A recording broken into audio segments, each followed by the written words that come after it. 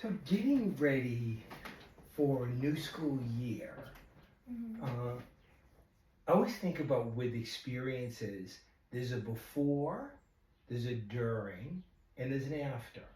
So before school starts for the year, which is now, then during while you're in, and then after. And this year you graduate, so the after is a big after, Yeah. bigger than any other year you've gone to school. So the before, the during, the after, and then every day of school, in the morning there's a before, then the during, where you're either in school or you're working or have an internship, then there's the after, the evening.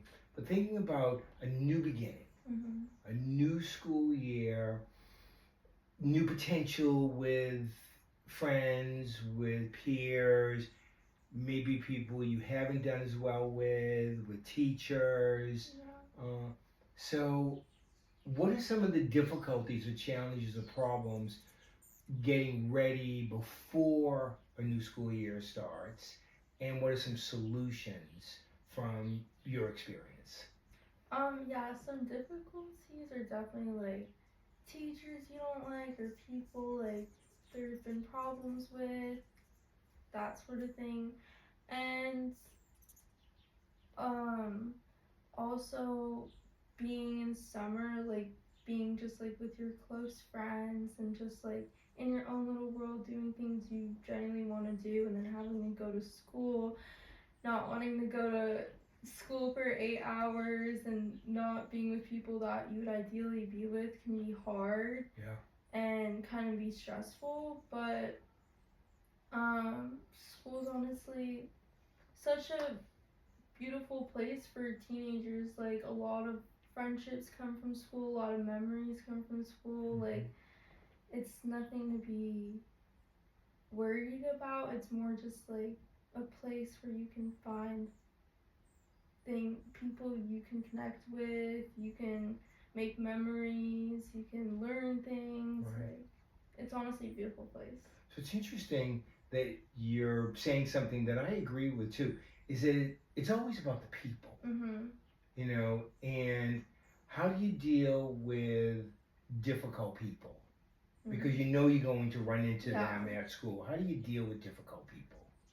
Um you just don't, honestly. If someone's being difficult towards you, you don't have to deal with it. You can just simply walk away and walk out of the situation, and that's the best thing you could do. You can also talk to someone about it, like talk to your counselor about it. Not make it like a thing. Like if someone is being difficult towards you, just let it be. They're having a bad day, bad life. Like Mm-hmm. not your problem. Mm-hmm. And what about the students, teenagers that are reluctant to talk to a counselor or a teacher, uh, maybe even a friend about some difficulties they're having?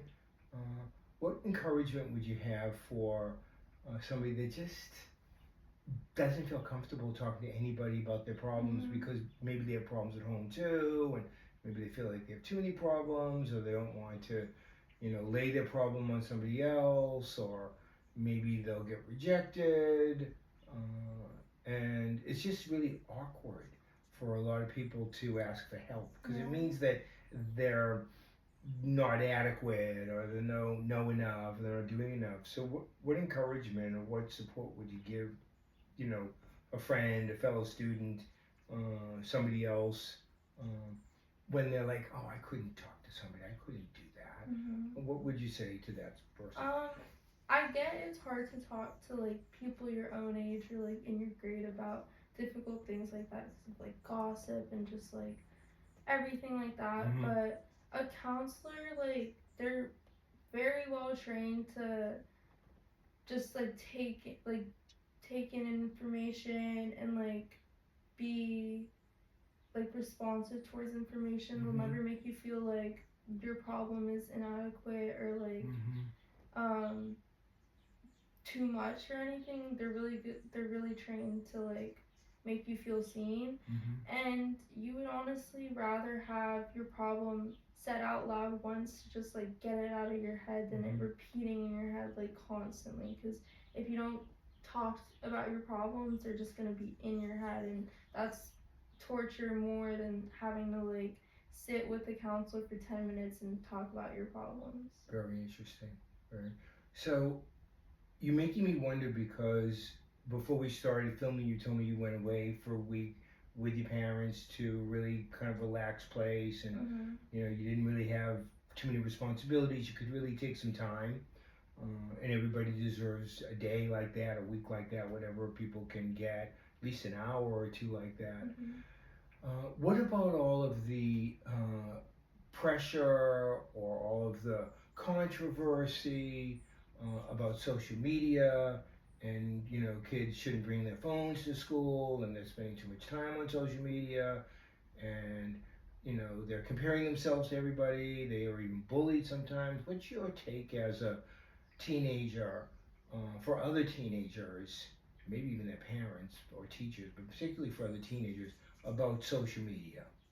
Um, Social media can be both like harmful to people, and it could also be like a place where you can connect with people. Like I was by myself at a retreat for like a week with just like a lot of adults, and if I didn't have social media, as kind of bad as that sounds, if I didn't have social media, I wouldn't be able to like see what my friends were doing and like connect with my friends still. I would have felt like really isolated and like I don't know, like just like left out, and I feel like that could have impacted my trip. But on the other side, it could be like people can just like look at pictures of like other people and like compare themselves. And I think social media should definitely not be like an activity in your life. I think it should be like, oh, like someone texted me, let me go check what that Mm-hmm. is. But I don't think I don't think it's terrible to bring your phone to school and like Mm-hmm. being able to connect with other people. Mm-hmm. That's how I see it. And you're making me wonder about. We said it was a lot of life, a lot of experiences, school, work, after school. It's about the people, Mhm. and how on social media can you make sure you're connecting with the people that are good for you, healthy in Mhm. your life, supportive, just like at school, Yeah. just like in your community. How do you figure out who are the right people for you to be connecting with, and who might be the wrong people, the wrong influences, the Mhm. bad influence, people trying to take advantage or just sort of fill you with a bunch of stuff? I mean, how do you figure out who the good people are on social media, and probably at school and other places, but particularly social media? How do you know? Because there's so many people. Yeah. You can connect people all over the world, Mhm. and even at home or other countries.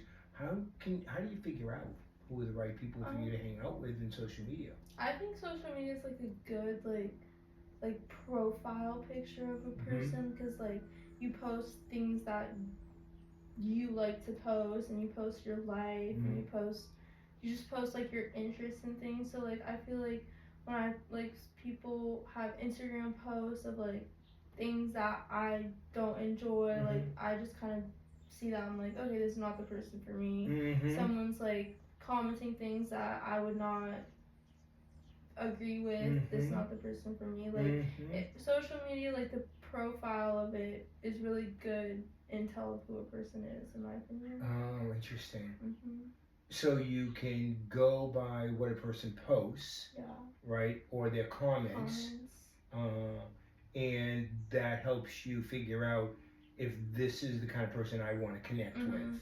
or if it's not the kind of person I want to Yeah. connect with. And then if it's not the kind of person, then you can just sort of avoid them, ignore Yeah. them, and Just block them.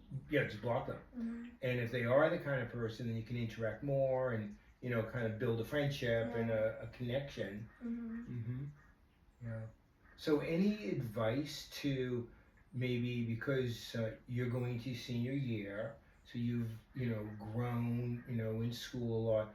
Any advice for the younger kids, maybe the middle school kids and beginning high school, about social media and friends and how to figure out who is a good person to connect with and who's not a good person to connect with Mhm. from you to them? What would you say to them? Um, it's it's like okay to make mistakes with friends. Like sometimes you have to go through a bad friend group, and whatever. But a good friend group and good friends would not make you question, like, are these the people for me? Like, am I part of this friend group? But you'll never have to question anything like that. You'll have a support system with a good friend group. You'll have common interests. You'll feel safe with them. It's just like a feeling thing. You're not always gonna stick with the same friends throughout high school, and that's okay. It's okay to grow and like Mm-hmm. move on. And at the end of the day, just work, because high school is really just preparing you for your future, and you need to just work on yourself. Number one priority, just Mm-hmm. figuring out yourself Mm-hmm. and Mm-hmm. getting yourself ready for the world. And what about any advice for parents? Because I saw that the LA school district wants to ban phones in school, Mm-hmm. and I saw San Diego school, district is thinking about the same thing. Uh, what would you say about that? um Phones are really, I honestly think phones are a great technology advancement, and we should be taking it, especially with the new world with like active shooters Mm-hmm. and just like violence and just little things like a Mm-hmm. schedule change or something. Communication is what phones give you, and I understand that sometimes kids go like a little beyond that during classrooms Mm-hmm. and stuff, but taking away your phone is not gonna be helpful, because all they're gonna be thinking about is, oh, I don't want to go to a place that's gonna make me give up one of the things I enjoy. Mm-hmm. And yeah, I think phones should stay with the kids. Yeah. Yeah, and any advice for parents on that one? Because parents like, well, I don't know what my kid's doing, and I Mm. don't know if they're getting bullied. They're on their phone all the time. They never put the phone down. Any advice for parents on that? I think if you trust your kid and you obviously set some boundaries, but let them figure out things on their own, they'll come to you if a if they're in danger, if there's a problem. Like if you're more lenient and you're more accepting to them growing up, they'll come to you and there won't be any secrets between you guys. Mm-hmm. If you're more strict, like you're gonna make a sneaky kid. Mm-hmm. Very interesting. Mm-hmm. I remember I was helping my friend who invented the cell phone, Mm. Marty Cooper, write his book called Cutting the Cord, and we were talking about exactly this. The do people get addicted to their phones? And then we agreed, because we actually wrote the chapter, did make it to the book, that people get addicted to all kinds of things. Yeah. So it's not just the phone, Mm-hmm. because if you're missing something inside emotionally, you can get addicted to almost anything, Mm-hmm. including a phone or drugs or drinking or whatever it is. And we agreed with exactly what you said, that you have to trust the person. You have to do other things with people, get outside, get away, Mm-hmm. take walks, do sports, listen to music, connect on other topics, and so that the phone becomes just something else in your life, not your whole life, Mm-hmm. right? And do you do other things besides, when you have time off and you have time Yeah. free? I try to like make my phone like a thing when everything's done. Like it's nice to just relax with it. But Mm-hmm. like yeah, I go on walks, I go to the Nice. gym, I go to the Okay. beach. Okay. Nice. Yeah. Nice. And now getting ready for a new school year, and Mm-hmm. it's a senior year, Yeah. which I know you're excited about, right? Very. Yeah. Any sort of self care uh, suggestions you have for yourself and maybe other people starting a new school year? What kind of self care? Uh, what kind of things will you do to make sure you have a great year? Will you journal? Mm-hmm. Will you work out? Will you spend time with your friends, with your family? What's your sort of inner studies, your inner self care going into the new school year that you want to make sure, okay, I want to make sure I integrate this into my daily life for the coming school year? Mm-hmm. I'm gonna start in the mornings, like being up in the morning and like drinking a tea and like doing some yoga. Like I'm just gonna start like having a nice morning to like set off my day, instead of Mm-hmm. my morning being like rushed Yeah. getting ready for school and having to go to school. Like I'm gonna have a morning to myself, and I'm gonna not procrastinate because procrastination stresses me out Mm-hmm. and it just ruins my whole school year, honestly. So, not procrastinating Mm-hmm. and having some time for myself. Nice. Yeah. Nice. Yeah. Hmm. Because the thing about the mornings, the way things start is the way they usually go. Yeah. So if you start off more at ease and more, self care, that's kind of the flow for the rest of the day, Yeah. even the evening, even your sleep, and how you wake up the next day. Hmm. And yeah, and being able to get beyond procrastination Hmm. uh, really means that you're doing things as needed, or what uh, you're taking care of things as they come up. I mean, what is that? How do you actually make sure you don't procrastinate? What do you do? Just like, yeah, when things come up, like, do it Yeah, then. yeah. Like, when I'm in school, sometimes, like, I'll be like, oh, this assignment's at the end of the day. Like, I'll just do it later at home. But, like, no, just, like, get it done then. Mm-hmm. So it's like, I don't want Mm-hmm. things just lingering in my head, being like, oh, I have to get this done. Right. Yeah. So one of the things we were talking about just before we started filming was about people who meditate, and we were saying it's you can meditate for half an hour, or a few minutes. That's really nice, but it's really about being meditative, like having the experience of being present, Yeah. being in the here and now, Yeah. and being grounded, Hmm. breathing comfortably. Yeah. So here I am, and so procrastinating probably what doesn't fit in Hmm. to being meditative.